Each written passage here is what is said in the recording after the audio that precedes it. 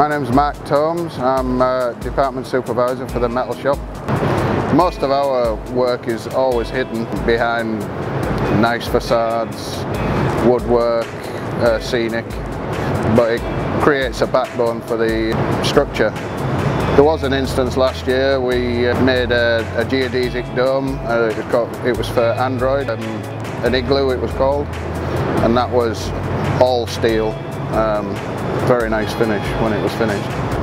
Basically it was a massive dome made out of triangles, and each triangle was a different size, and then every corner had to be welded, polished, folded, and then we test built it 3 times before it finally went to paint. I personally started that job and finished it. I went to site in Barcelona, installed it, looked very good at the end. Very proud of that one. The skills we're looking for in a Metalshop team member are good basic fundamental fabrication skills that we can either build on or use in a different way.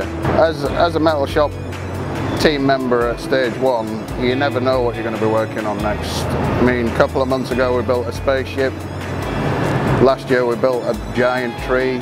It's so varied. I love working here. It's every day is different.